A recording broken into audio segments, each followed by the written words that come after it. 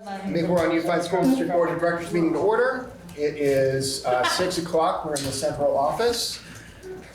First up is the agenda review. Does anyone have any revisions to request for the agenda? Hearing none, the agenda is accepted without objection. Please join me for the Pledge of Allegiance. Pledge allegiance to the flag of the United States of America and to the republic for which it stands, one nation, under God, indivisible, with liberty and justice for all. Next up is our visitors section. Do we have any visitors in the room that want to address the board? And anyone online? Nobody said anything. No? Okay. Hearing none, we'll move on to the consent agenda. Does anyone have any items they'd like to pull out of the consent agenda? Hearing none, consent agenda is accepted without objection. Next up is reports to the board, and we've got Ellie here. Yep. All right. So I've been in a group with Riley, and we've been putting out surveys at our school events to try and get feedback for our school. Some of the questions are like multiple choice, choose like how much you agree with what's happening, and some of it is like more open-ended questions where they fill it out. We just collected a bunch of data from the plays that we had, and Marie's been like organizing it. She's sort of our person who organizes all of that data.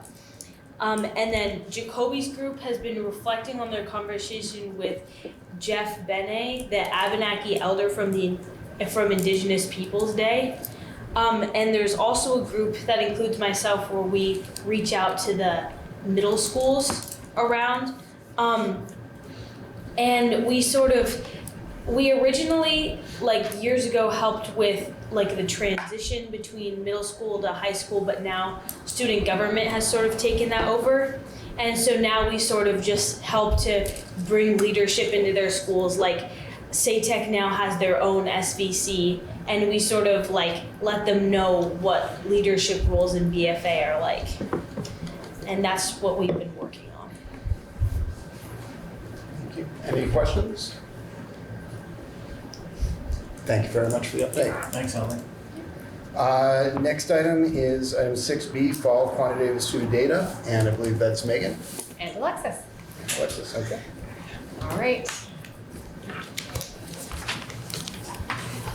Okay, so the last time that you saw Alexis and I present, we were talking about a strategic goal plan and talking about some of the data that we were going to be collecting. Well, now we have that data, and we are going to give you an update on the progress around academics and social emotional behavior and attendance. So some notes before we get started, and some of these slides in the beginning are things that you've seen before, and so we'll speed past them a little bit to get to the good stuff, but we'll stop by and just review a little bit too. So we're going to talk about attendance, social emotional learning, behavior, literacy, and math. We have a new math assessment this year, which we've talked about a little bit, and we have a new SEL competency guide pilot happening that Alexis will talk about a little bit too. So a reminder that tonight we're presenting fall data that will help us to monitor and measure our progress towards our OKRs, which are our objectives, key results, and success measures. These are our objectives for the 2025-26 school year. Anything that's in black is something that is existing from prior school years, and anything in green is new for this year.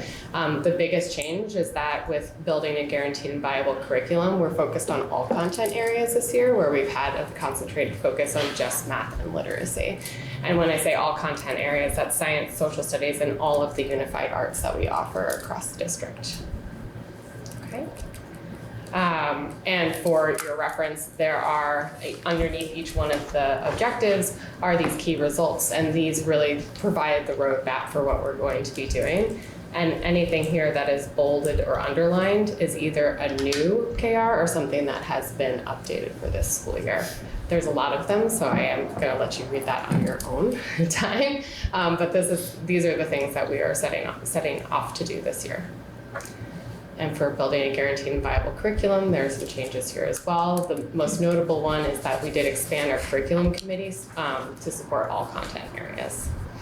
Can I quickly add something Yes, to this? Because absolutely. it's kind of relevant, but it's not in writing because it's not an official key result. But like Megan was saying, we have kicked off a social emotional learning competency pilot this year. So we're piloting that at Town School, at Fairfield Center School, and then in all of our early childhood preschool programs. And we did that intentionally with starting small, and then we're going to grow into next year in more schools. But with that, we have also purchased Wayfinder, which is a social emotional learning curriculum. So as Megan talks about our growth in the curriculum area, it's not just around core content areas. We now actually have an evidence-based, research-backed curriculum for social emotional learning that teachers are actually raving about. We had our first professional development session in November for those pilot schools, and the feedback we received was very shocking in a positive way. So just wanted to share that. So thank you for saying that, and I recognize that I had updated the KR5 to say SEL as well, so I'm glad that you hopped on that. Yep. With consistent, aligned operational integrity and efficiency, these are largely unchanged. We're still pursuing these. So as a reminder, there are several things that we are measuring for the OKR on guaranteed and viable curriculum and student success. And you won't see the professional learning evaluation indicators tonight, but you'll see attendance, behavior, academic proficiency, and social emotional learning. So this is a pretty familiar dashboard for you, I think. And what we're going to do is briefly review this dashboard, but then go more into details of long-term trends. One of the things that's really nice about what we have done for the most part, other than math, we'll have some caveats around math, but is that we have long-term implementations now of most of our major assessments. And so we have years of data to look at and to compare to for growth. And so we'll spend more time on that than on this dashboard. But this is an overview of what we are striving for and where we are in the snapshot of the fall. So you can see attendance, we're trying to get 70% of our students on track, which means 9 or fewer absences. Behavior, the goal is 85% on track with 4 majors or less. Literacy, we're shooting for 50% of all of our students on grade level. Math, 50%, and SEL, 80% around supportive relationships. So you can see our progress so far. One of the things that is in the column on the far right is around statistically significant differences. Because we bumped this presentation up, we don't have a couple of those analyses done, but you'll get that with the winter report. One of the things that we always expect and to see is that after the summer, we're going to see our students who are most significantly impacted due to being free and reduced lunch or ELL learners, and students on IEPs or ESTs are most impacted by not being in school. And so as I've looked back on other presentations, we do tend to see that those are groups have statistically significant differences in the fall, but we tend to see those close, or at least that's been the trend in Maple Run, has been that those close the longer students are in school. So we continue to track that. One of the notable things is that BFA had 47% of their students who took the math assessment proficient, and that was statistically significant to the positive side of things. So wanted to call that out there. So to dig in a little bit more, and we'll go into each one of the falls. Looking at the last 3 falls, so fall 2023, fall 2024, and fall 2025. We've seen some tremendous growth at Maple Run. And so here you'll see this chart says MRUSD literacy, and that's overall. So that's looking K through 8, what percentage of our K through 12, what percentage of our students are proficient. And then we do break out K through 5 and 6 through 12 because we use different assessments for those. So if you look where we started in fall 2023, overall K through 12 in Maple Run, we had 25% of our students proficient, and now in fall of 2025, we have 40% of our students proficient from K through 12, and that's about a 15 percentage point change over those academic years. In K through 5, we see from 31% to 39%. And everything is steady gains. So you can see that every year we're gaining a little bit more proficiency. And that's really notable because in the fall, we're getting students within the first couple weeks of school testing. So they haven't really been exposed to the grade level content yet. So when we continue to see slight gains year over year, that means that what we're doing in those prior years systematically and systemically is having students coming into their grade levels just a little bit stronger every year. Same thing in 6 through 12, fall of 2023, we're at 17%, fall of 2025, we're at 40%. That's a huge amount of growth across these years. In math, there's a lot of asterisks because every year is a different data point. Last year in the fall, that was BTCAP data. This year, for the fall data, this is our new assessment, STAR Math, and you can see that we are continuing to see more proficiency. We're getting to know the assessment. We had a lot of really great administrations. We had some rocky administrations, so we'll continue to see what the student growth looks like and what data we continue to get. But this is really positive, looking at where we were in fall of 2023 to where we are in fall of 2025. Just tons of growth for our students in mathematics. Any questions about those?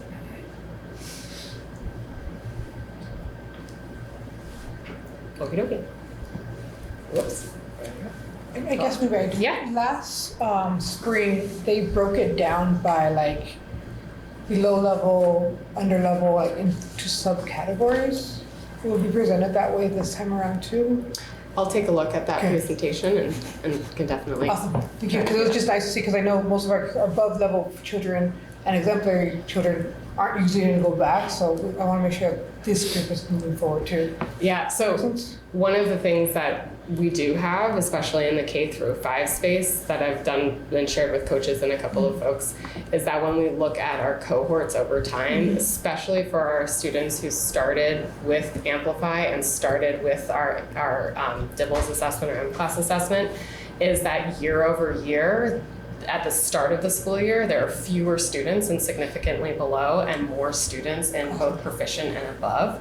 And it's very cool to be able to have those 3 Yeah, it years. was nice seeing it that way. Last time I broke Yeah. it down to see how that trend is working. Because right now, we don't see that trend of significantly moving up year after year. Right. Well, so when we see that there are more students who are proficient at the beginning of the school year, we can kind of assume that that is happening, but we also, it's a good view to pay attention to as well. Awesome, thank you. Yeah. Okay, it's my turn. Yay.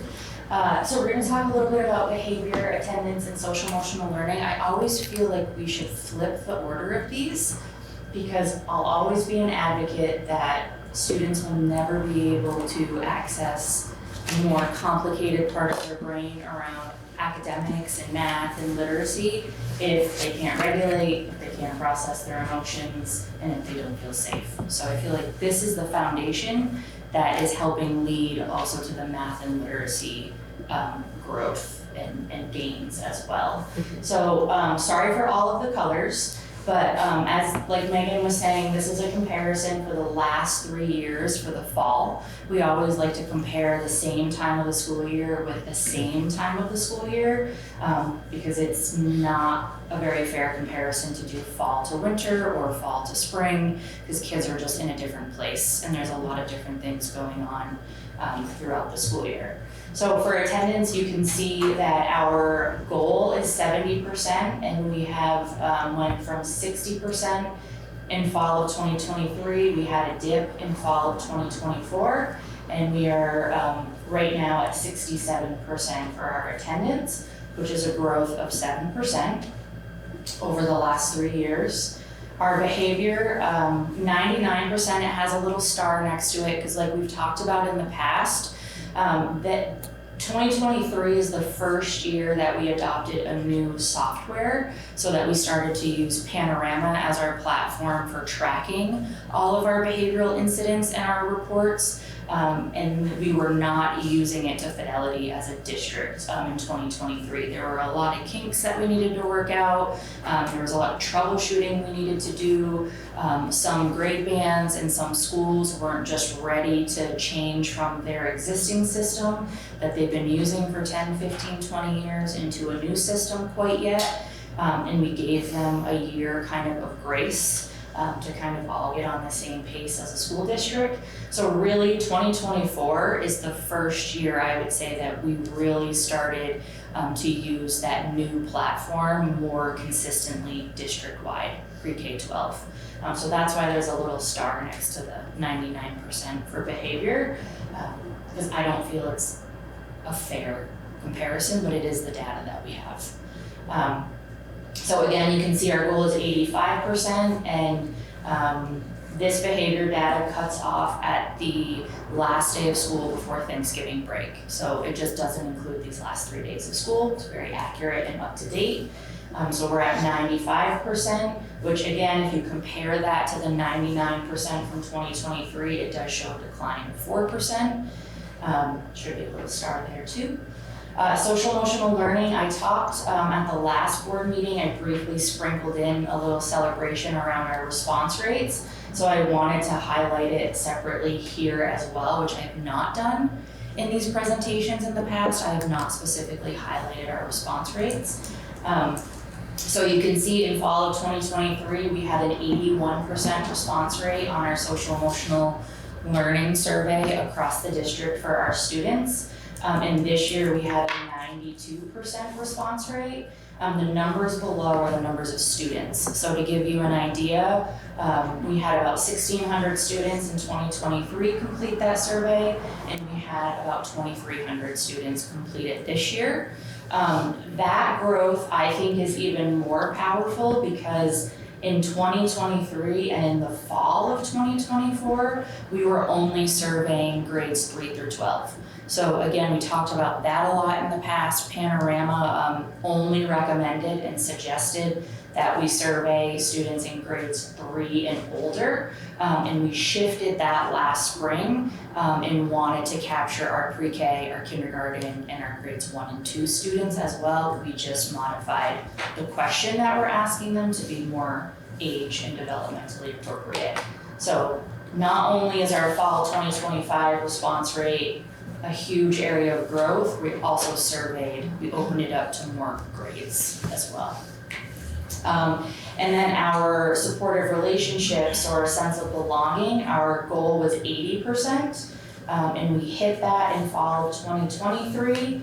And then we are now at 86% for fall, which is a growth of about 6% in our response rates. If you want to know how many students that captures, that's, if you look at it the opposite way, that's about 100 students not responding favorably in that domain, which is a lot and something we're addressing through our school-based MTSS teams. One of the things that I would like to just say in general is that the fact that we have more students taking it and are still seeing growth in that really is positive, because sometimes when you have a broader pool of folks, you'll see those things go down. And so it's just a huge testament to the intentional work that's been happening with social emotional learning, restorative practices, and the work that teachers do every day with students to make sure that they have a sense of belonging. So that's a huge thing to celebrate as well. Yeah, we actually prepped our leadership team. Bill, I don't know if you remember this, we prepped all of our building leaders that, all right, if we open this survey up pre-K-12, we need to be prepared as a team to actually see their results decline, and then how are we going to respond to that, and what are we going to do differently? But that did not happen, so we'll just keep celebrating. Big celebration. All right, so if you go on to the next slide, like I said, we shifted our strategy last year to where we asked different questions in different grade bands, and we included our pre-K, K, and our 1 and 2 students. So I wanted to show you the breakdown between those grade levels, so you can see the growth at that from that lens as well. Again, this is not a fall to fall comparison because we didn't make that change until last spring. So that's why it shows spring of 2025 to fall of 2025. And you can see that the biggest increase is in our middle school and our high school students. They grew 2%, which is actually, that is always the area where we see the biggest area of need is our high school and our middle school ages. All right. Oh, I always need to sprinkle in Spring Academy, you know I do. So, it's okay. You don't need to do that quite yet. Okay. Now I have to figure out how to get back to my presentation. There we go. But you know, I'll always find a reason to sprinkle a little highlight about the program. So they have just started newsletters with families. It is something we are trying to enhance the communication that goes out to those families in particular, because we're finding that they might need a little extra or a little something more than what the typical schools are sending out in terms of just partnering and communication. So I wanted to link that for you. You have access to it. If you want to read it and see what they're sharing and reporting out, please help yourself. There will be one that goes out every month. But I wanted to show you some quick enrollment. So again, we did not open until the end of January last year. So we were not open for an entire school year. We started with 9 students and we ended that year with 13. And then 3 of those students are now at the high school. So they transitioned from 8th grade to 9th grade, so they're no longer in the program. Their BFA is doing a beautiful job supporting the needs of our students that were transitioning up there. And then this fall, so far, we have 14. We have 6 8th graders, so we will have a lot of students transitioning up to the high school this year, which is exciting. But we currently have 6 on the wait list. They are coming in hot and heavy. They typically do around the holidays. But we have 6 that we're trying to integrate into the program in a thoughtful way. So I would say by the beginning of February, we'll definitely be at 20, which was our cap, which is what we said our cap was. We'll see where we go from there. All right, next. Okay, so I wanted to show you this too because I was trying to anticipate some budgeting questions around Spring Academy, especially considering the time of the year and that we're in budget season. So there's a lot of numbers up here. I apologize. Bear with me and please ask any questions. So how I kind of did this was we had a lot of alternative schools that we outplace students to should we make a determination to outplace them to an alternative school. There's not just one school that we use, there are multiple, and the tuition of all of those schools varies quite significantly. So what I did is I looked at all the schools we typically partner with and I took an average cost of those alternative school placements. And you can see that the average cost that we spend per student to send them out of district is $102,000. Again, per student, that is not including transportation, which is an additional cost above and beyond that. So then what I did is I looked at our students who started at Spring Academy last year and our students who are currently at Spring Academy this year. And I projected how many of those students would likely be outplaced at an alternative school should we not have this program in place. Some of those students were already actually outplaced and we brought them back. Some were already actively on wait list to be outplaced and we took them off the wait list. And some would definitely be outplaced if this program wasn't a layer of support that we could provide. And I did the math with that. So What's important to keep in mind is that when I looked at the students from last year, I didn't estimate a full year cost. I cut it in half because we didn't open until January. So it's just a half of a year. I did the same thing with tutoring. So when we send our students out of district for a tutoring placement, that costs us about $40,000 per student. And then again, I looked at the students at Spring Academy that were either currently accessing an outside tutoring placement that we brought back, that were on the wait list for an outside tutoring placement, or that were heading in that direction prior to Spring Academy's opening. And then I did the math. So what we would have, what's projected that we would have spent for the district to send students outside to an alternative school from January of last year projected through June of this year is almost $1.2 million that we would have spent with our current students. And tutoring, we would have spent $320,000 for a total of about $1.5 million that we would have been spending out of district. The yellow box, so 1.8 is the actual and projected cost of Spring Academy. So that amount is not the amount of money we have actually spent. That is the amount of money we have spent plus what we are projected to spend by June 30th of this year. So the amount might actually be less depending on what we actually spend in the budget. So right now, what this is telling us, if you do that math, within the first 18 months of a brand new program, it has cost the district about $340,000. If you look at it this way.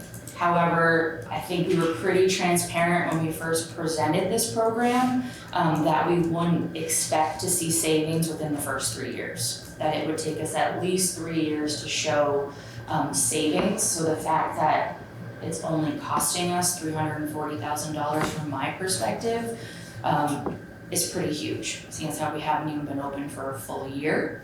And what I also did is I did some mathing. As you remember, we have 6 students currently on the wait list. If we were to take 4 of those students this year, that would already put us in savings. So this is just showing that as of today, this is what it's costing us. But if I did this presentation again in June, I can almost guarantee you I would show a savings because we're bringing in more students that are slated to go out of district. There's a lot of talking. Math is not my jam. What do you have for questions, concerns, feedback?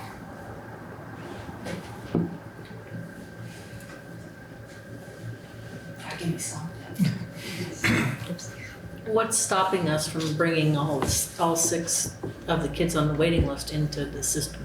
Yeah, so there's a lot of different variables at play. One of them is we just started 3 new students, kind of all at the same time. And when that happens, we need to let the dust settle a little bit or else it will implode. We have some more work to do with parents to get them bought in and willing to pursue this as an educational opportunity for their students. Change is very hard for some families. In others, it's a pure conflict. So there might be conflict with a student who's already in the program. So we just need to think a little more creatively about schedules and how to structure those days. They're on the waiting list, so. So they have a spot. Okay. Maybe I'm not understanding. I don't. Okay. So the waiting, when I use the word waiting list, what that basically means is they've went through all of the school channels and have basically been approved. Okay. But given the dynamics that are at play at the program right now on a day-to-day basis, we need to phase that out a little bit. So we can't bring them all in at once. We might have to stagger them over 4 weeks and start them at different times to let the kids settle. We have learned that the hard way last year. Bringing them all in at once doesn't do lend anyone any itself good. to a supportive school environment. Change is hard for some people, Yeah. and that involves people around them. So, students who are going out of district placement or some other placement, even though this, at this point, is costing $340,000, it's better for the families and the kid because they're here. And it's an easier thing. So it's a better placement in my opinion. How do you feel about that? Oh, I'm biased. I think the program is wonderful. I don't think it's perfect, but I think what the program is offering the district and the community is huge from many different angles. We partner a lot with NFI, we partner a lot with NCSS, and we're allowed to continue those partnerships, especially with the family, whereas typically when they get outplaced, those partnerships kind of end, or they pause until the kids come back to us. We communicate often and frequently with the sending schools, which again, I don't want to put anybody on the spot, but that, I think the communication, again, it's not an area that we're perfect at, but the communication is different. Once kids go out of district, we don't really hear much, and we don't maintain that level of engagement with the family or with the student like we can still in Maple Run. We have Susan Palmer who comes over and does drama and theater with the kids. There's a lot of natural opportunity where we bring in resources from the sending schools and we push in and do activities with the students and help plan field trips, and that wouldn't happen if they were out of our community and less connected to Maple Road. I could talk about this for days, Jack. I'm sorry. And we've gotten feedback from families, we solicit feedback from parents and families, and it's great. It's very, very positive from our families. So we have 3 transitions last year to BFA and 6 slated for this year. Do we have anyone from the Spring Academy who's transitioned back to the sending school? We have students who are doing hybrid models right now. So they they're starting to transition back. So hybrid means they're doing some of their time at Spring Academy, some of their time at their sending school. We have not had a student fully reintegrate back into their sending school full time yet. But we have students who are on the path towards that. For tutoring, is it sort of like, do we pay for not me, but do we pay for some students to get tutoring? Or do students get tutoring in our school? How does that tutoring work? Where are you getting that? So this reflects when there's a tutoring company locally that we contract, and the kids go there for tutoring, so we pay them. And again, we've either transitioned students back from that placement, or we have taken our students off of the wait list and are no longer paying out of district for those services. And these are not the students accessing the tutoring program. These are this is just Spring Academy data.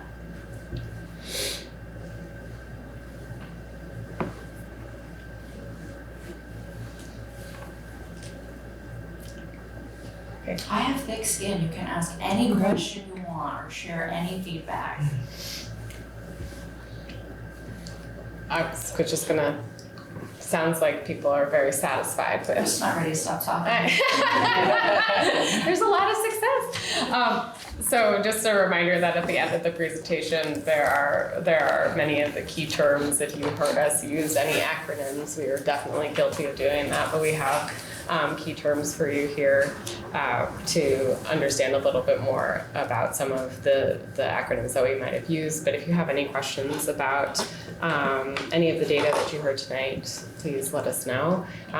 All in all, there is so much growth to celebrate across all aspects of what we're doing, and so much of it has to do with the intentional work at all levels of the organization and the commitment from teachers and leaders to really do the things that matter the most for kids. That seems like all very good news. basically across the board. Any other questions or comments? I just do wanna highlight our teachers, they're in it, and they just work so hard, really taking care of like the whole child, not just delivering the academics, they just do so much and wear so many hats, so just shout out to the teachers. Thank you.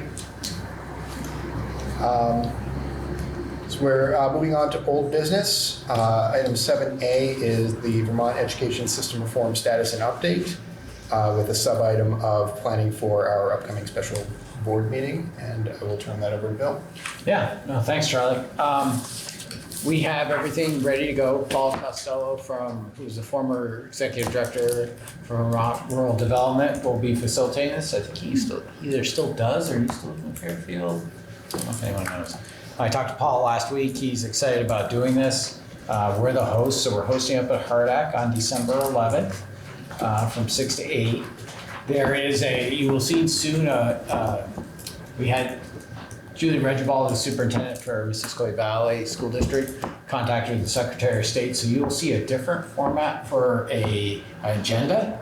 It has all the same things we do, but if you're used to looking at Maple Run format, it's a little different because we, and I didn't include it in the packet, but it's just something that she put together that the Secretary of State said if we had one agenda and 1 minute taker, we didn't have to have all these separate board minutes and separate agendas and opening separate meetings. We could do it all at once. So you might see it a little different, but the theme is the same as I talked about the last meeting right before Thanksgiving break. That there are 7 boards in Franklin County, and that each board will have about 10 minutes to present, and then legislators will have time to ask questions for clarification, and then after the 7 boards, there'll be an open dialogue and discussion with the legislators, probably for about 20-25 minutes, and then public comment after that and adjournment. Each board is being told the same thing that I've told you, that use the questions that were in the VSBA questionnaire that we work together to use the board work together to provide responses back. To just say, where are you at as a board, and kind of give a history of what your discussions have been. So I know Charlie, you and I and Milda, we talked about that on Monday in our prep meeting. And that's what's going to happen. And I know last meeting we talked about how do we want that presentation to go, so. Yeah, so I guess that's the biggest question before us regarding the presentation is just as a board, so we're going to have 10 minutes to present before it opens up for the discussion. We have in our packets the questionnaire that we filled out. Do we want to take those 10 minutes to just basically have me present what we've already answered to the task force, or are there other ideas or things that we want to make sure to air?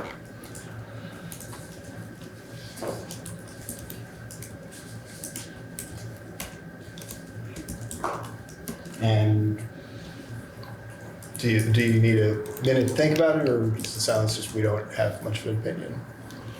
I wonder are we going to be able to do like PowerPoint presentations? I feel like reading it off is redundant, and having a visual behind it, like even like highlighting our points, it's easier for people to like read and hear. That's how we do presentations, than it is for us to just like say it out loud. Does that make sense? Is there any way to? Do we have a PowerPoint? We weren't planning on that, but because when I talk to most of the superintendents, people will go with a verbal format. But I'm wondering if it's easier for the legislators to digest all that information that's going to be coming towards them, because there's 7 boards saying 7 different things. Mm-hmm. If it's easier, every board, I'm not saying to say present something to them, so they can take notes, because it's easier to visually take notes than it is Charlie just reading, or one of us just reading it out. And I want to make sure those 10 minutes that each of us have allocated is used up mostly, to the most part of it. So that's how we present this way. Yeah.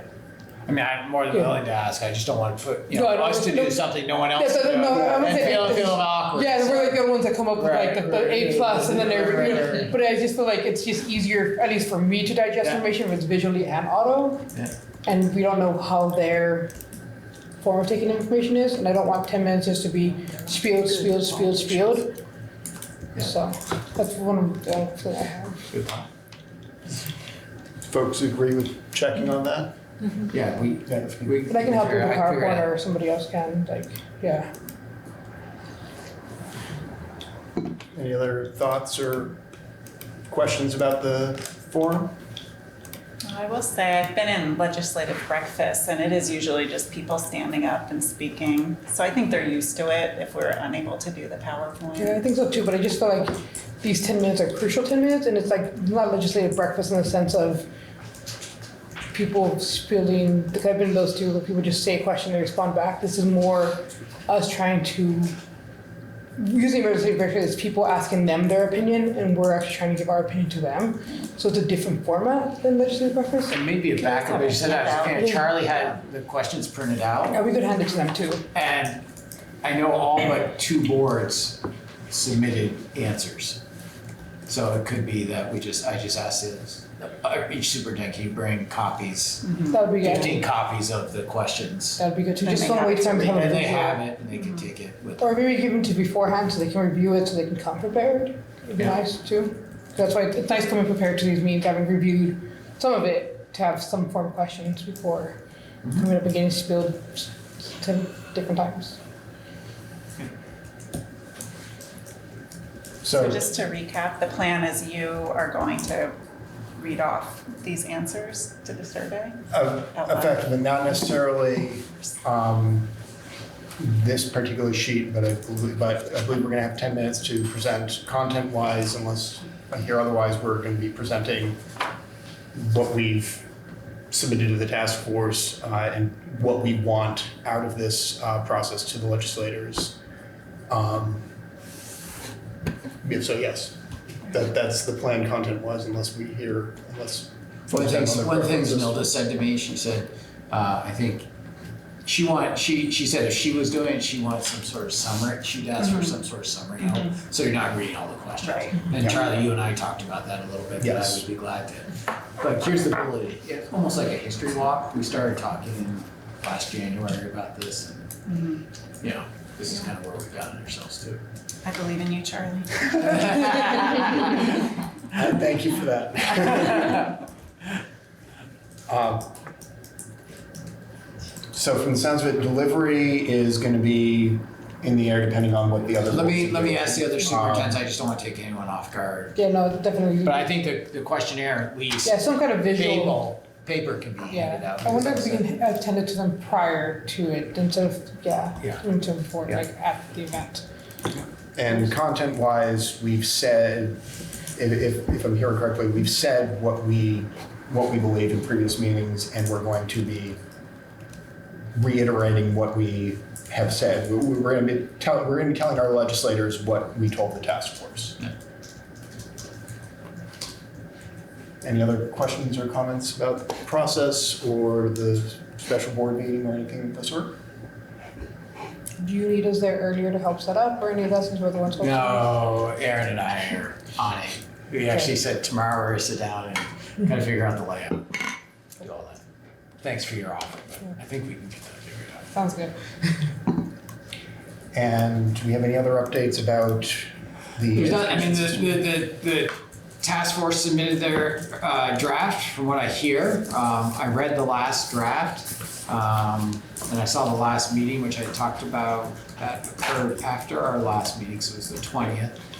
Which it was fun. It was kind of, I went to look at the video, and it's kind of like when we have work sessions here, they had a work session for 3 hours. So you couldn't hear anything, and you just saw them looking at them in groups doing work on the plan. And then they came back and gave a reflection on their work and said, thanks, we're done. Okay, and I think the SBA just submitted, or just sent out an email like an hour ago. Yeah. Oh, did Their they? statement. Okay. Yeah. I hadn't seen that. Yeah, like I said, it's like, well, I guess more than an hour ago now, but Yeah. not too much more than an hour That ago. wasn't that long ago. Yeah. Any other items? Hearing none, move on to item 7B, which is the class size policy adoption. And I need a motion to approve the class size, D06 class size policy for adoption. I'll make the motion to come on. Okay. And I'll second. second, okay. Any discussion? Mary Ann, do you have any updates? No, it's just falling in line with this, with the school board. Nothing's changed since we did this exact thing last week. With no discussion, we'll go ahead and put that to a vote. The vote is to approve D06 class size policy for adoption. All in favor say aye. Aye. Any opposed say nay. Any abstentions? No. And so that is approved. Next up is item 7C, the superintendent evaluation. And I had down that Nilda was going to discuss the timeline. And then what happened today, so maybe the timeline is from Becky, so maybe you could speak to it. Yeah. That time of year again, we're looking to publish and collect data for the supervision and evaluation of our superintendent. And what Nilda and I are looking for are any volunteers who want to be on the subcommittee for evaluation. If you have any interest, please email Erin, and Erin will let us know. Thank you. As you can see, the timeline is a 2-week turnaround from the time that we publish the data collection. It's a Google survey, similar to what we sent out last year. And it's going to be sent to the board and the leadership team here at Maple Run. And once we close the survey on the 21st of January, Bill will submit a self-reflection to the board's evaluation subcommittee, and then we'll start going through the process of synthesizing the data to be able to report out to the board. And the culmination of all of this is at the April 15th board meeting. Bill will discuss his goals with the board at that time.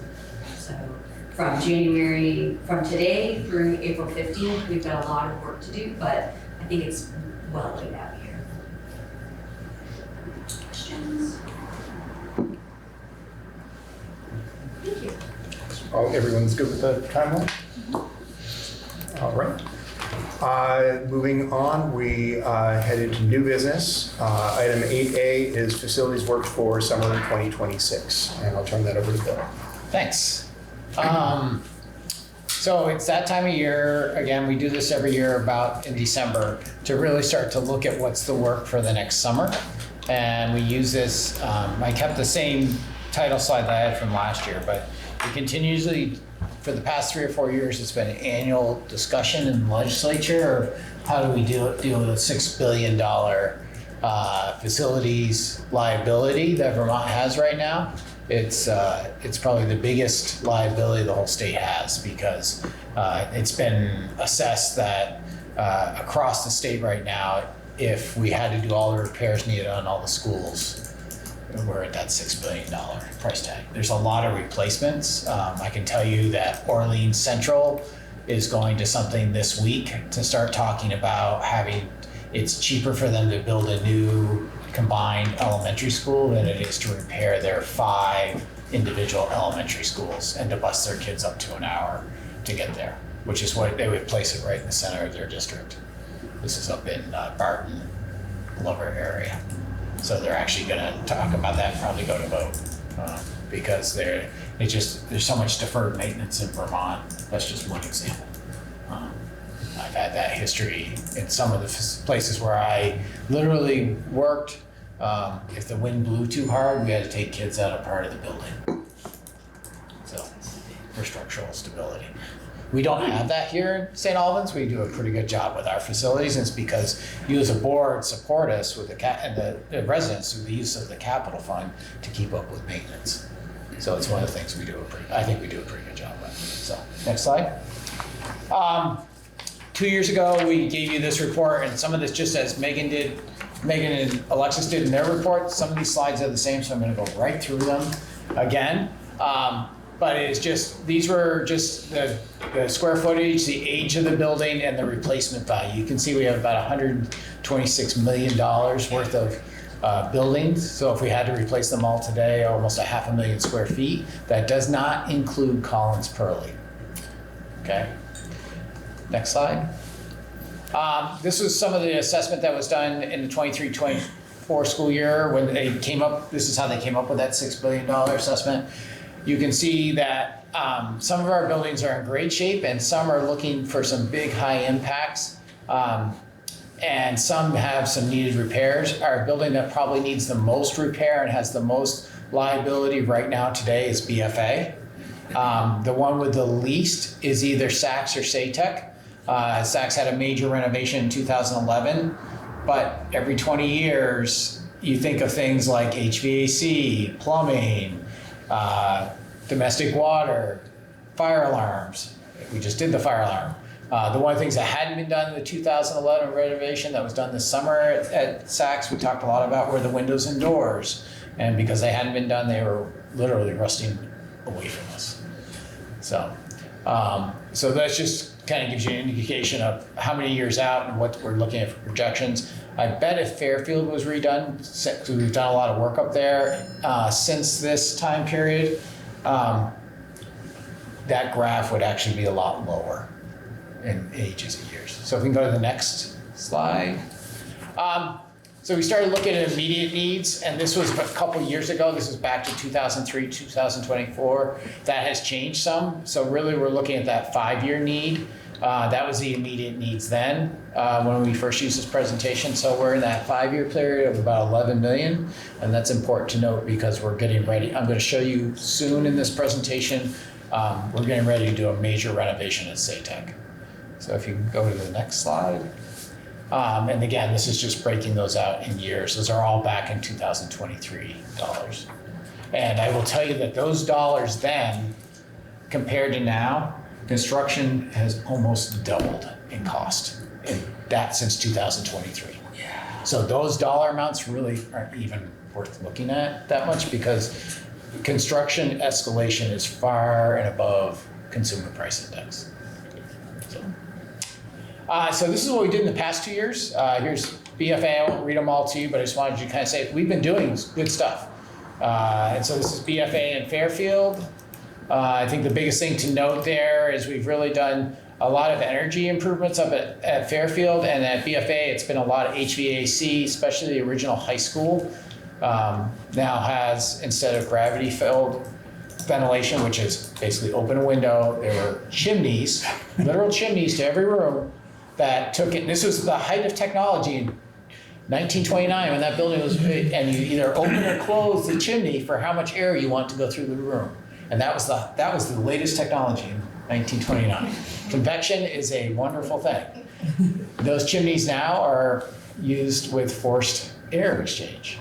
We were able to reuse them, so we don't have to open windows in the middle of the year, in the middle of winter.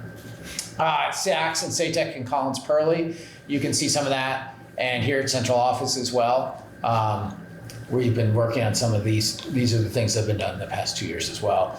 I mentioned Saks already. Saytech has had a little bit of flooring and getting some engineering ready for this HVAC work. And they finished 2 years ago, they finished the enclosure of their last open concept area. I just want to call it, it's a 4-person team. And so it's usually a grade level. And then Collins Pearly sidewalks and letters. So if we go to what's the immediate needs right now, we need some HVAC again at BFA. Probably the most pressing need at BFA, that is equal to the pressing window, the windows in the new hospital addition. We keep calling it that, but it's the north addition. What you see is the block building that faces the street. Those windows are leaking right now. Not air, but water. So we need to replace all of those windows. Are you talking about those black kind of tinted looking? Yeah, and they have a window on either side, Susie. So you had to, it's the window and the center.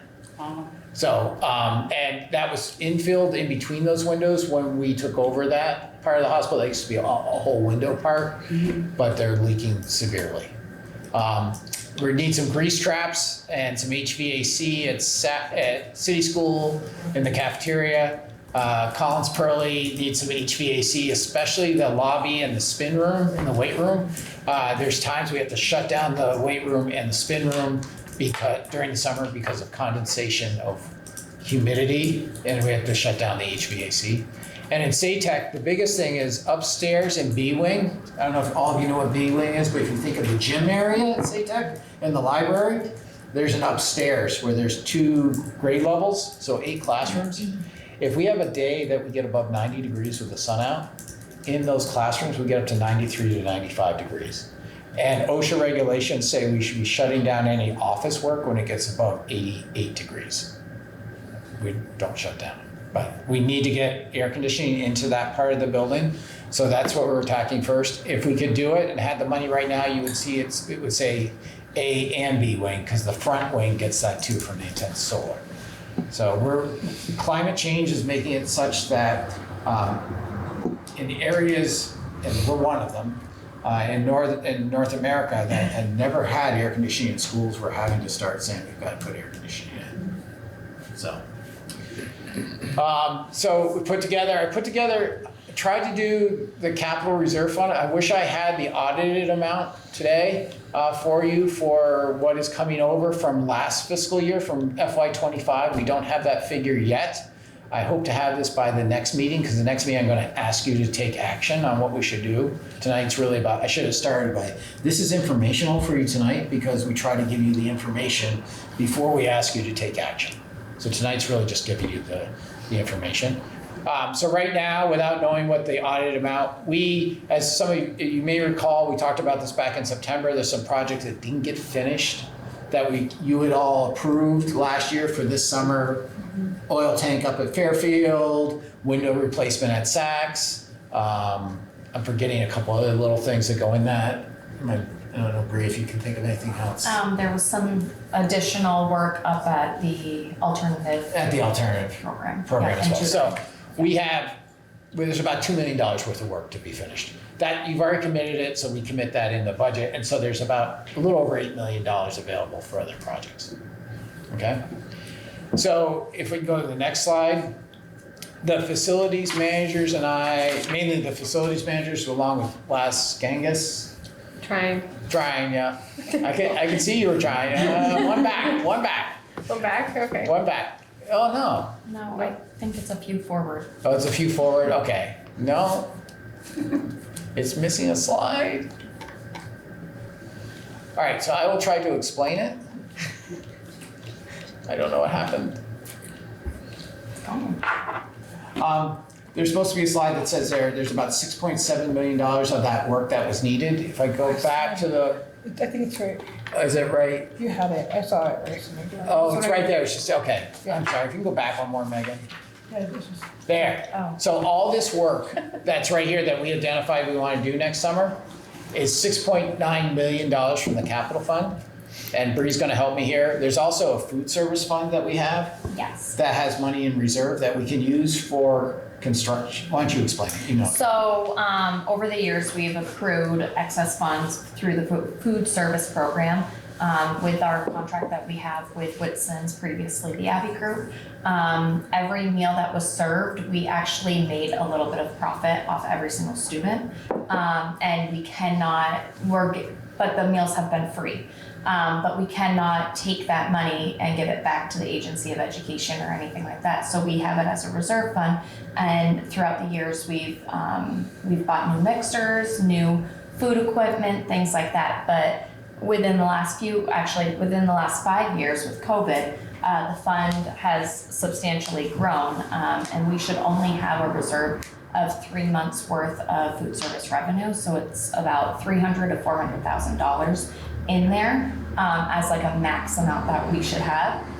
There's some food service companies that run deficits every year, and it's an expected thing where they also budget with local funds for that. We've been very lucky here at Maple Run. So with that, we have over 900 or almost $1 million worth of food service revenue. And first we reached out to all the facility directors as well as food service management workers and asked them if there were any needs that they needed that were priority for the kitchens. So like new silverware, new trays, anything like that, serving line equipment. BFA just received a brand new serving line a couple of years ago at the tune of $100,000.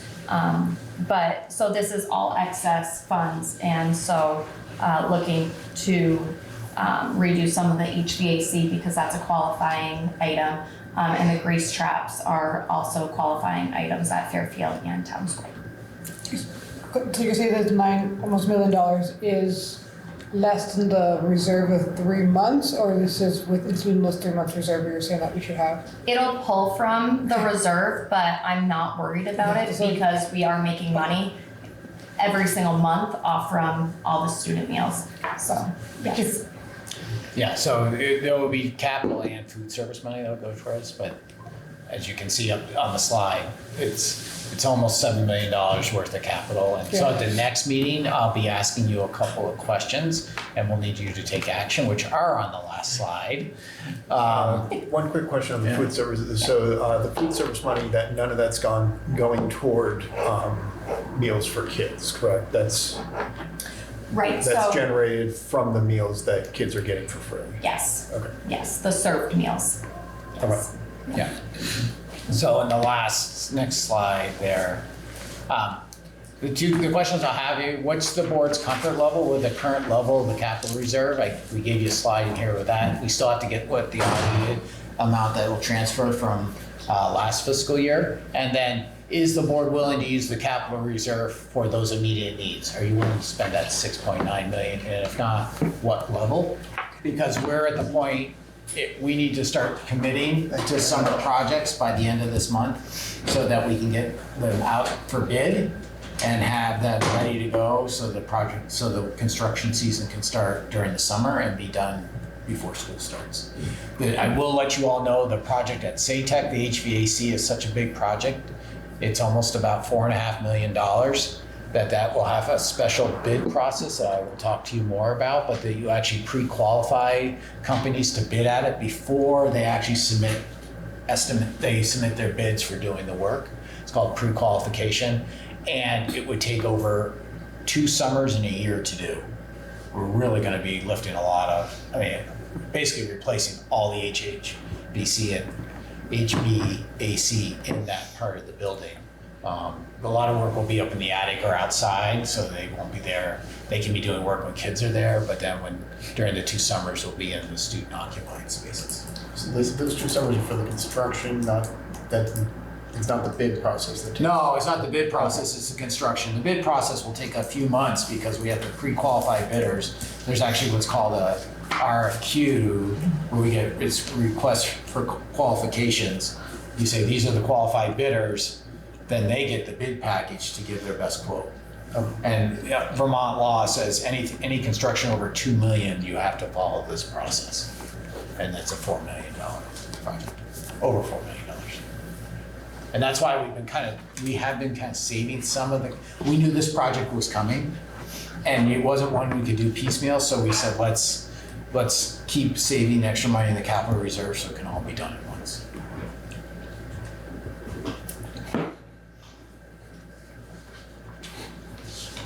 Any other questions or comments for Bill?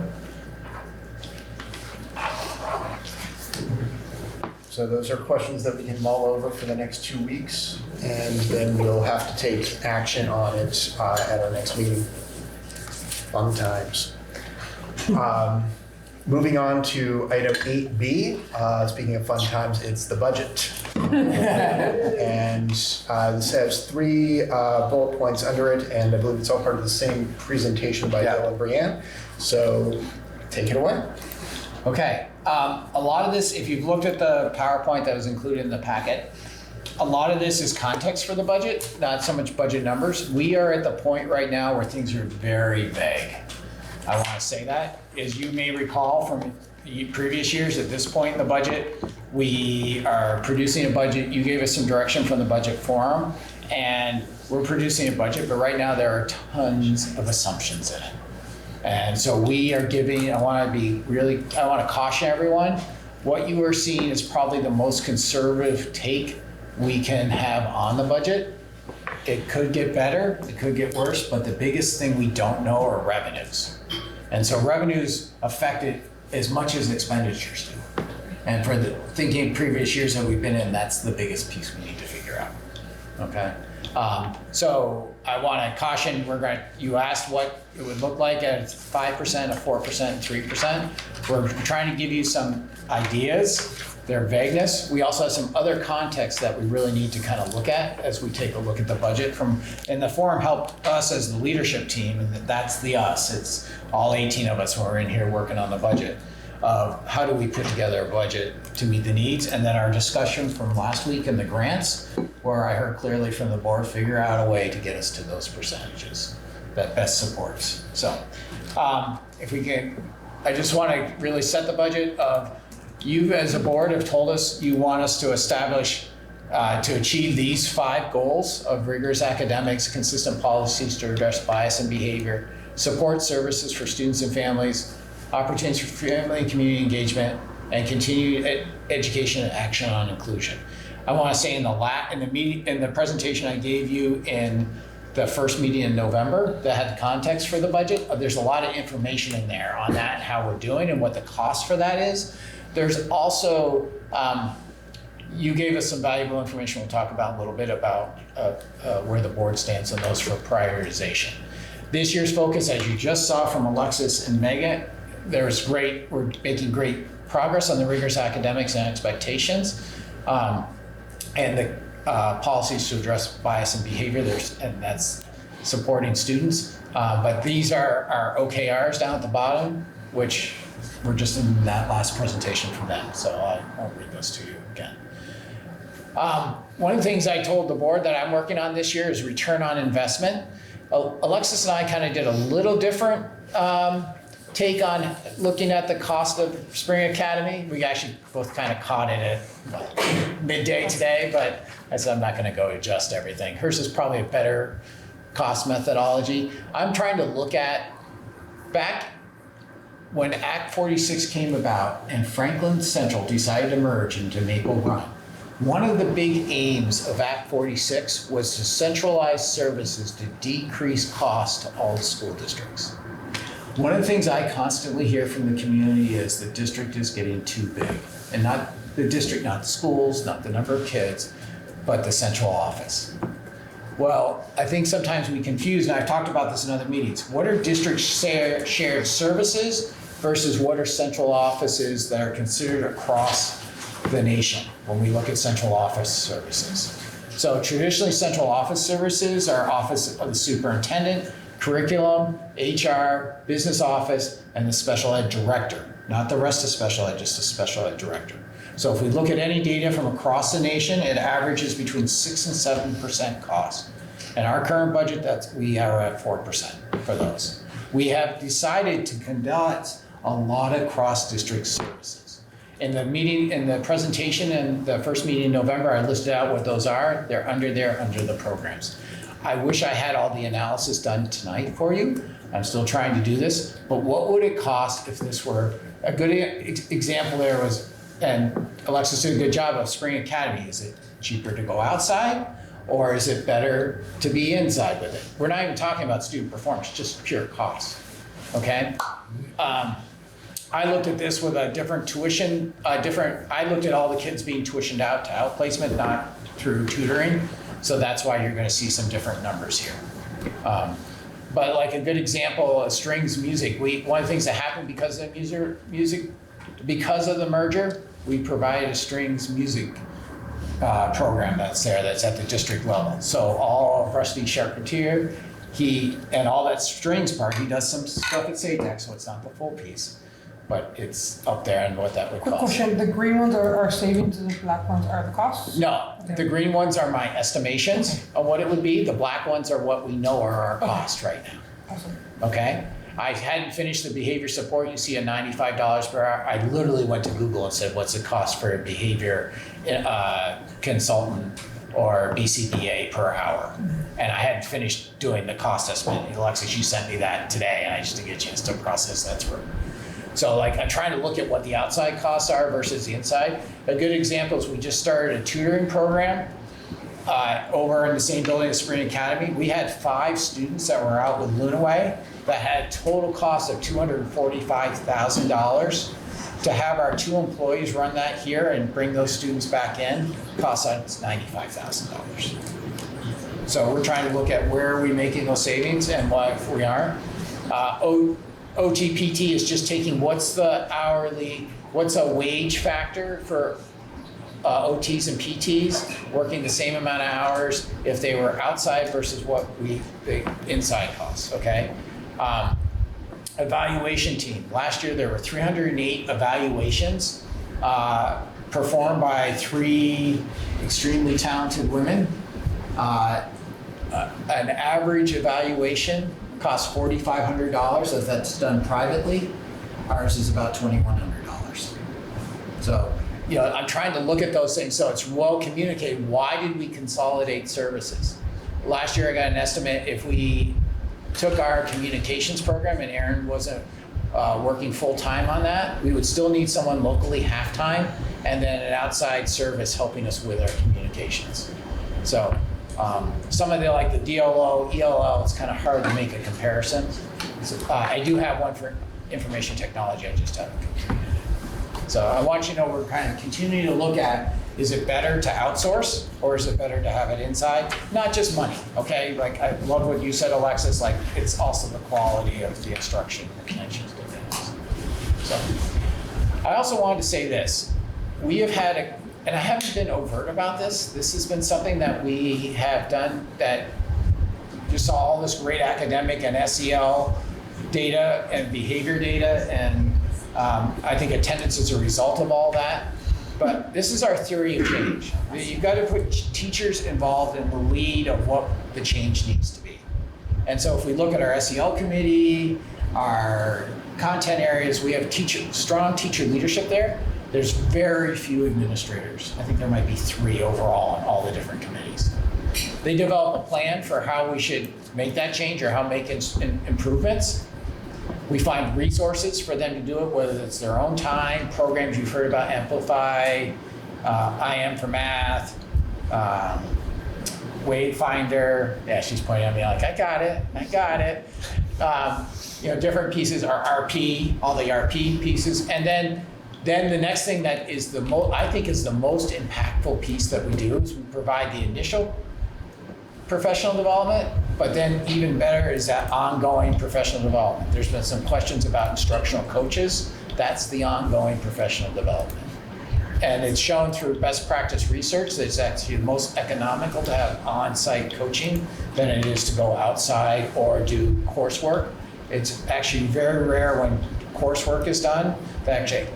Research has shown it's rare that actually impacts the classroom that highly, like a degree or an individual coursework or workshop.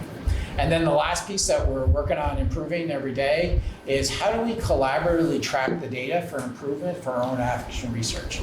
I'm looking at my colleagues across here. I know that some of the things that they've been doing, I've heard great stories, I haven't seen it, but just in their own teams and like how do we make ourselves better in what we're doing in those conversations. So I didn't have I didn't get to see the presentation before tonight of all the great data that you just received. So I brought what was the dashboard from before, and all I would say is I believe our theory of action by our student data outcomes is showing that theory is working. Okay. Next slide. So what I wanted to do was show, this is some areas of concern, and this is going to be a struggle for Maple Run. This is the projected enrollment data for next year. We're projected, right this year, we're at 2,565 students. I moved all the students up 1 grade level and pulled over the pre-K data for the kindergarten, so that total district kindergarten of 133 may be light. But this year alone, we lost 74 students and average daily membership. 73 were in, this got changed a little bit, but not from Saks, but from our city residents. I'm sorry, I should have said city residents. 5 were town residents, and in Fairfield we gained 4. The reason I'm changing that from the school, and it's not the school, it's the city, the town, because when we track it with AOE, it tracks by the municipality they live in, okay?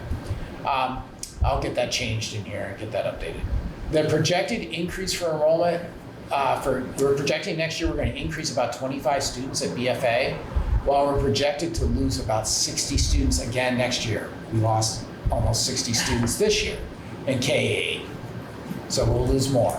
And we are really increasing. We're one of the few districts in Vermont that's increasing our poverty rate pretty fast amongst our students. This year we had 127 more students in poverty in the current school year, and the biggest gain was in the town. And what I want to say, why is that important? Because if you remember, we get weights for a long-term weighted average for poverty, and a student that's in poverty gets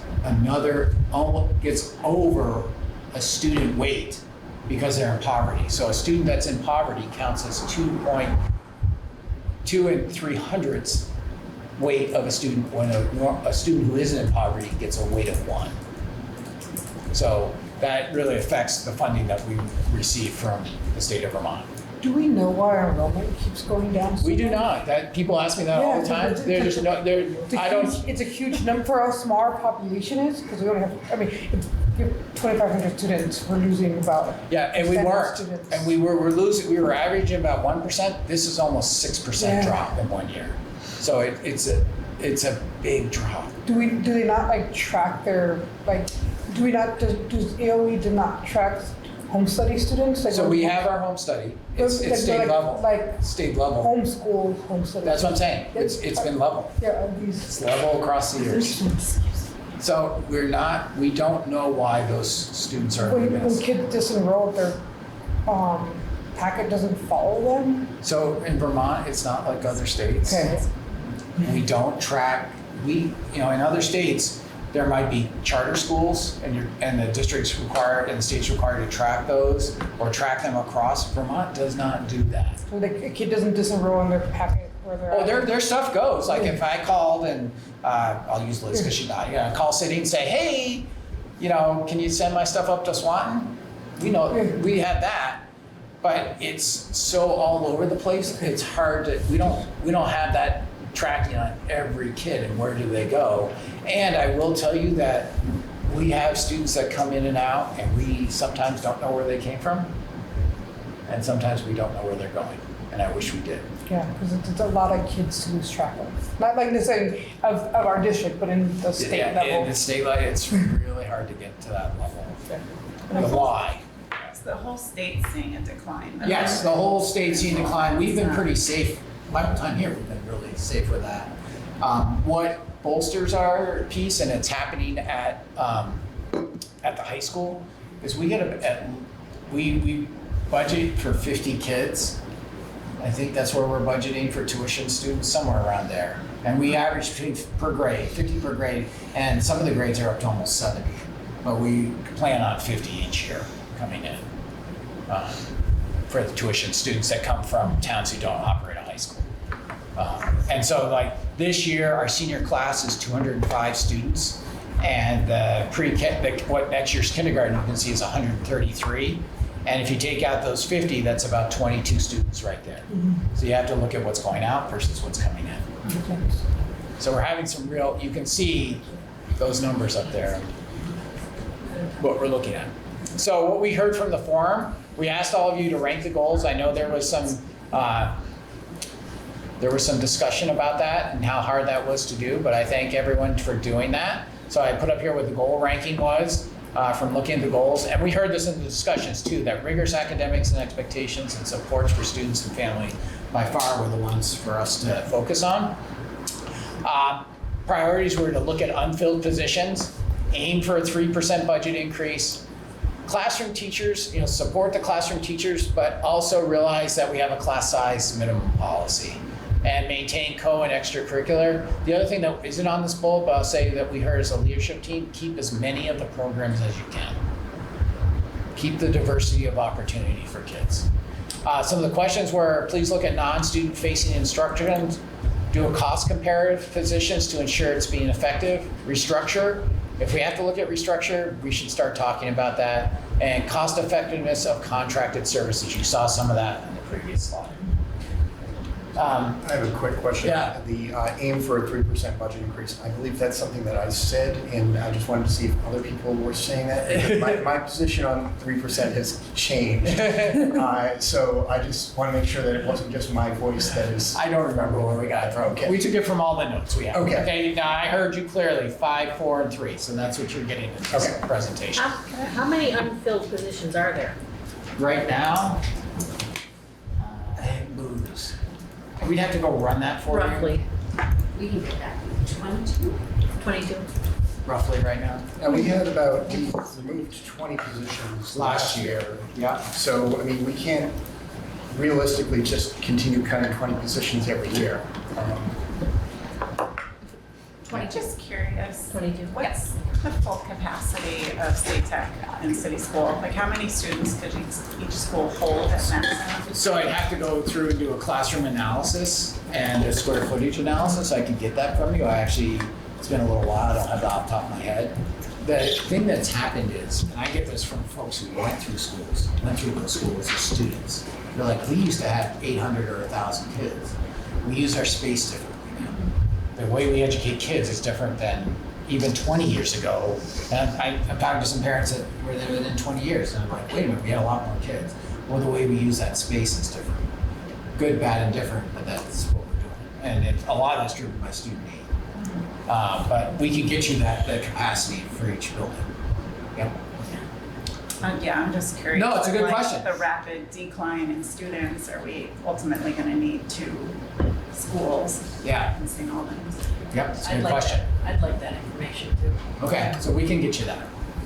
Aaron, I know is writing me some sort of note over there. So the leadership team, before we started doing the work, we kind of said, where are we at? And what we heard from our forum there in November, but was keep as many programs as possible, support high level of instruction. None of these are any ranking higher, but these were kind of the things we kept. Continue our support for climate work. We agree. Alexa said it for us. I'd say all 18 of the leadership team members say we agree that that's our strong foundation. At some point in the near future, we'll bring you a presentation on highly reliable schools, which says if you have the climate culture right, and that's your really strong foundation, the academics and the personalization for kids will come. Use the class size policy to balance the instruction between the high school and the pre-K-8s. We had to really start using that because it was hard to determine cuts. In previous years, we were able to determine cuts because the class sizes were there, but we're saying that because there's such a decline in the pre-K-8s, we need to use class sizes and use the policy that you just approved. But you approved it last year, so it was really just a tweak this year. And then make cuts in non-instructional areas if possible to reduce staff reductions. So with that, how did we get from 5 to 7? It's from 7% to 5%. In non-staffing areas, we really went out after that to cut, and we really looked at internal programs with outsourcing. There's a lot of savings there. A lot of savings actually that we're starting to see in that. Reduction in curriculum services, we are going to be reducing some of the stipends that we use for some of those committees and supplies. We're going to reduce our building improvement year to year, and we'll have to use the capital fund if needed. What that means is we're starting to go the route of some other Vermont schools where we're going to have to start using reserves and not have it budgeted year to year. So that will put at risk our buildings falling behind. We have a big reduction in debt, and we'll be reducing summer programs to only support kids that are free and reduced lunch at the 5%. We will not be supporting any students who do not qualify for free and reduced lunch for summer programs. And we will be looking at that loss of enrollment. There will be 7 reductions in the pre-K-8s at 5% with this budget we have right now. When we look at the class sizes, and that's across SATEC and City School. And so, Bree, you want to explain the budget piece? Yes, definitely. So on this slide, you'll see that we are presenting with a 5% increase of the FY26 budget. So the FY27 proposed budget is $81,645,390. It is widely a very ambiguous number of $20 million that we're going to receive in other sources of revenue, therefore needing $61,645,390 to request from the education spending fund. As Bill mentioned earlier, due to our free and reduced lunch numbers going up, our long-term weighted average daily membership counts numbers. So that's the students that we have, students who wait and are 1 or higher, as well as the preschool, we're up to 4,027.82 as a number, which is a 2.89% increase, which is in our favor. And then the estimated per pupil spending is up just a little bit at 2% of $15,305. Going down a little bit more, and these are definitely our assumptions, but with the wages, it's 3.9% of an increase of $42,209,711. I am going to apologize and tell you all that I forgot to update the number of staffing over there on the left side, because we do only have 18 administrative staff here, and I didn't update those numbers. So I will have those updated for the next one. The health insurance and related costs, it's looking like a 12.4% increase of $9,927,723. I do know that our health insurance, it went up by the 7%. Our dental rates are going up 12%. We haven't seen an increase in our dental. And they then looked at their reserves at VHI and said they needed to increase everybody's rates throughout the year. Our workers' comp is going up, and our liability insurances are going up. And then with the remainder of the employee benefits, that's a 0.6% increase at a little over $8.5 million. Contracted services, it's gone up a little bit at a little over $6 million, which is 7.4% of the total budget. Tuition, transportation, and property services. So this also includes our busing that we're going out to bid for, and not knowing what we're going to receive for bids. It could definitely change again, but that's at $8.5 million.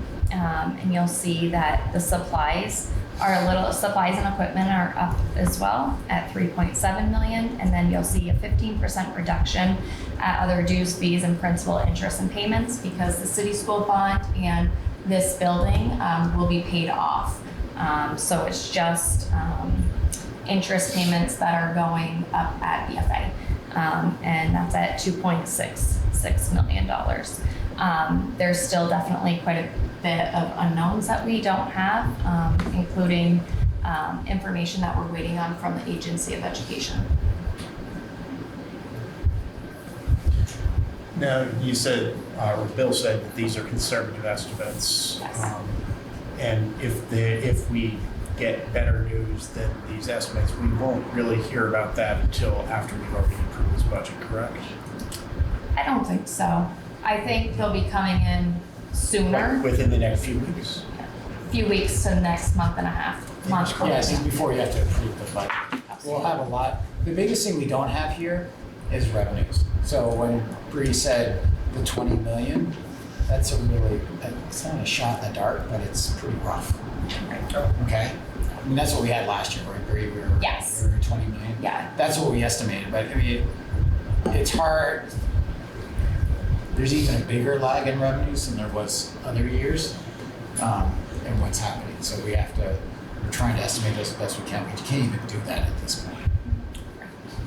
I thought in the past, the per pupil spend was more like $28,000 in past presentations. So that's what you're looking, this is the problem in Vermont and how we look at how we spend for kids. You were exactly right. If I took the overall expenditure for this year, 77 million, and divided by our actual number of students, we're at 28,000. But this is, in Vermont, to set taxes, we use what's called the long-term weighted average. A long-term weighted averaging daily membership. And so there's weights for students, as Bree was saying. And so for different categories, ELL, free reduced lunch, grade levels, there's different weights applied to students and pre-K. And so because of that, we're counting students differently. So that divisor is different. And so this is a weighted divisor based on different characteristics for kids. So how is the tax letter that just came out going to? So the tax letter is a whole nother piece. That the tax letter that just came out assumed, and this is one of the things we talked about in previous presentations, it said that there was a 12% increase to taxes. Half of that is due to the $125 million that was used to buy down taxes last year. Where the average expenditure, I just saw the letter that came from, is either VSBA or VSA, came in my email. It's about 6% is the average spending increase by schools. So that letter, how that's going to affect taxes, in that estimate, we don't run our taxes till we get into the second meeting here in December. We've always, because we just don't know enough about revenues, because that revenue, see the ed spending per pupil right now is up 2%. That's what really affects taxes for us. But there's a greater effect about what's done in Vermont for that dollar yield than what you can control as a board. So wherever they set that dollar yield would really drastically change what the taxes are paid by the folks that live in our 3 municipalities. I mean, correct me if I'm wrong about the tax letter that usually starts high, and then the legislature does whatever work they're doing, and we don't actually find out the final number until the property tax is really, until months after we're done with our budget. So I can't agree with everything except for the process piece. I can't say whether it starts higher or not. That's then determined that it's supposed to be a calculated process that's done looking at the overall state budget. And they estimate what school spending is going to be. That 6% is off of a very rough estimate that business managers give to AOE last month. Okay. Without even running budgets. It's what do you think it's going to be? Right. And But so we're not going to know the yield, for instance. we're not going to know the yield until the last day of the legislative sessions. And that's what we go through. It's how do we estimate? So we always use estimated yield in the December 1 letter to estimate taxes. But last year that changed on us. And it lowered taxes from what we had estimated because the yield was higher. Did I explain that? Marion, did I get all that for you? Yeah. Yeah, happy, I answered it. Yeah, it's just crap. All right, so I wanted to tell, we didn't run budgets for 4 or 3, but we told you where we're estimating we would have to go to if we needed to go to a 4% or 3% budget, so the next slide. So you take all those reductions we had in the 5% budget, plus there would be 2.7 FTEs for teacher positions and 3 FTE for ESP positions. We'd also reduce almost $60,000, again, in contracted services and stipends. We would eliminate after-school and summer programs for all students, and we would reduce outdoor education at a couple of our buildings and field trips. We'd get reductions. They wouldn't eliminate field trips. I don't want you to read it that way. It's just a reduction. And then if we had to go to 3%, we have all those 4% reductions. We would reduce 7.1 teacher positions. We would maximize the class size policy at the pre-K-8s, plus there would be some pieces at the high school. a reduction of 1 ESP, and we would continue to reduce contracted services and fees of about $45,000. So, The eliminating after school in summer, does that include sports or that's more like no, open that doors doesn't type do stuff? sports. It's just the after-school programs and the summer programs. And is there a way to do, I know, like this is going back to when my kids were little at State Tech, but you used to be able to pay for open doors if you could, and then if Yeah. you couldn't, that was okay too. Is there a way to do some sort of hybrid model so people can pay if they're We can able look to? into that. It's hard to model that at this point, but that's something we could look into. We have tried not to ask people to pay. That's been one of our values. One of the things Megan and Alexa said, we know, we can see the dip in our data. I mean, I don't want to eliminate any of the summer programs because I know our kids that need it the most are the ones that are experiencing that dip from summertime. And the more that we keep them engaged in meaningful activities, the better their learning's going to be. It's that piece of where do we go and what everything we do in Maple Run improves learning. What we had to ask as a leadership team, what improves learning the most?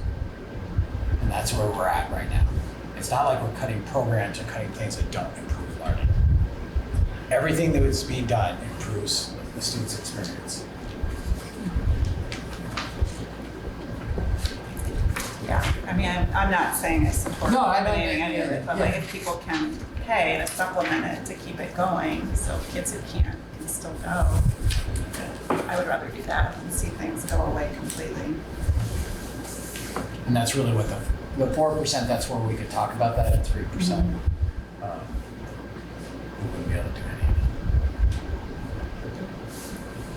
any. So the last one of the things I wanted to show you, you saw this last time, it's a little bit different graphics, but we had this chart of what is affecting that, and I'm gonna keep this for every presentation.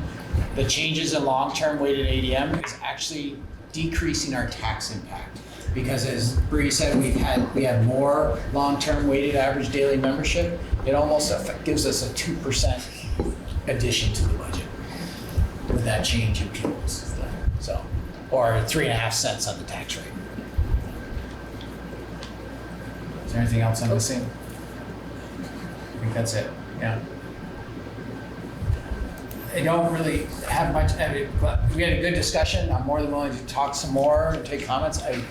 I would tell you that we don't know more. There's a lot we don't know. This always happens this first meeting to give the budget.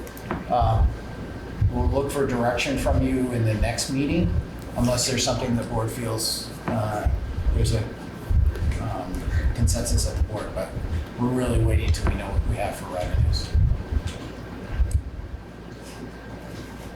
Questions, comments? So I have a couple of things that I think would be helpful in both understanding and communicating the budget. One is whether there's any way that we can get some rolling average on the increase. Like we had a 2% increase last year. If we go 5% this year, I know it doesn't work out to just 3.5 because it's. Yeah. I think I did back in napkin math, and it came out to like 3.6 over 2 years. Yeah. I'd be interested in seeing that. We can get you some of that history. Yeah, just to give some context. Part of the reason that it's high this year is, related to previous years as well. Well, whether it's high or not is a matter of perspective as well. But also on the ballot measure, we're going to be, whatever number we settle on, the state requires us to have, this is a whatever percentage per student increase, which we know from last year was very misleading. Do we have any way to brief ourselves? Well, if you go back a couple of slides to Brianne's budget, right there you can see the estimated per student spend. You can see the percentage increase is 1.99 on spending. Which That's looks not good. this- That looks pretty good. That looks pretty good. Well, I Be mean, okay with that? that's confusing because that last year we raised it by 2% and it showed up on the ballot as 5.1. And that's because our, LDAM is up higher, so our per spending per student is lower. Carly's ready to, you're ready to give the presentation. You're on it. She's got it. And I have one other comment just in terms of the 5% number. 2 years ago, we did a 5% increase, and we got a lot of backlash at it. But when I was out in the community talking to people, the biggest backlash that I got was that we didn't make any attempts to make any, like we had kept the budget at a level services. Yeah.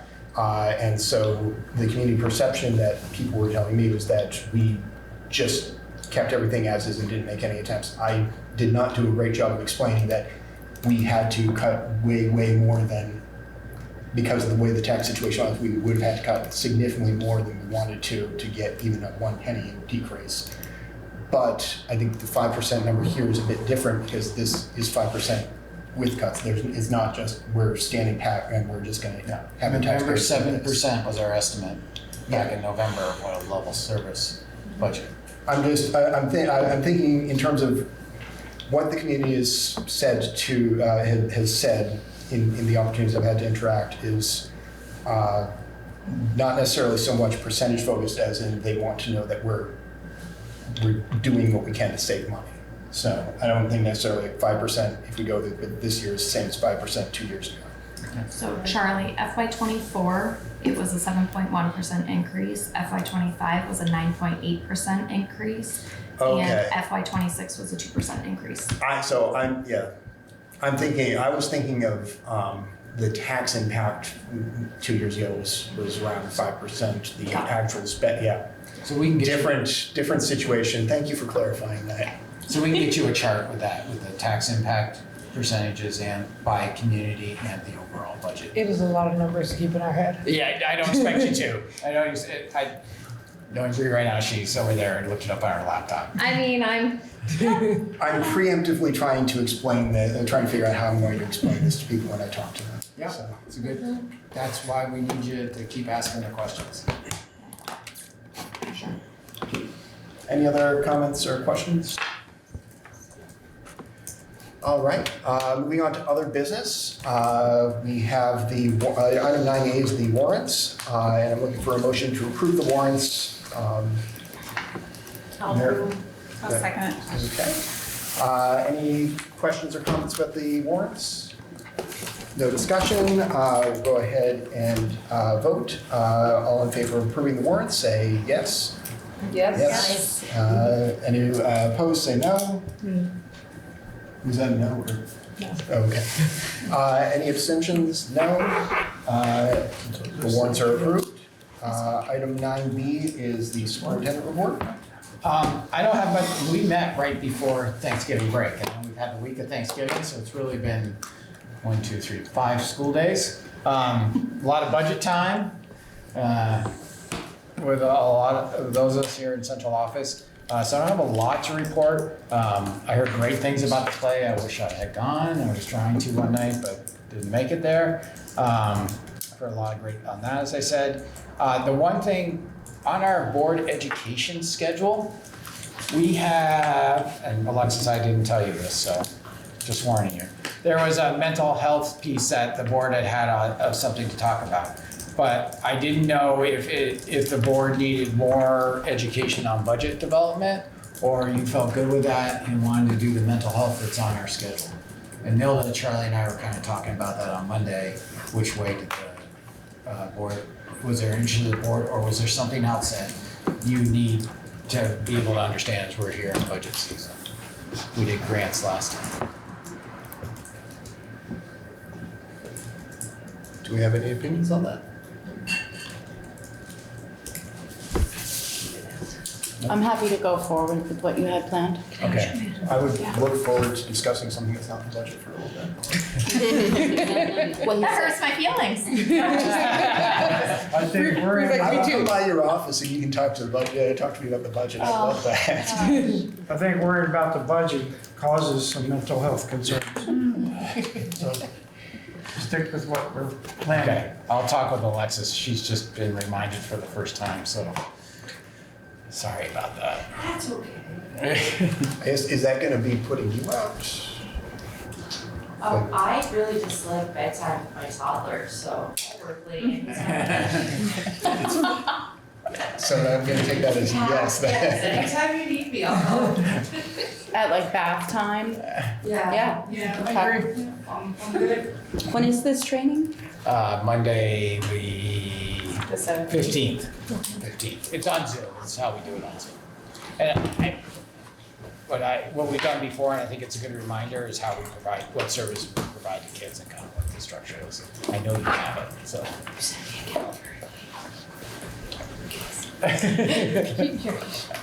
We already have ours. Okay, that's all I have, Charlie. All right, any questions for Bill? Moving on to 9C, board announcements. Any board announcements? I've got one. Yeah. Has everyone here who's a resident signed my petition for me to be doomed again to be on the board? Which I absolutely enjoy, actually. Has everyone who's a resident signed it? Yep. Good. Yep. Thanks to somebody for doing that. Is that the one I signed? It is. Okay. Perfect, I got Do you you. want this? Do you want this?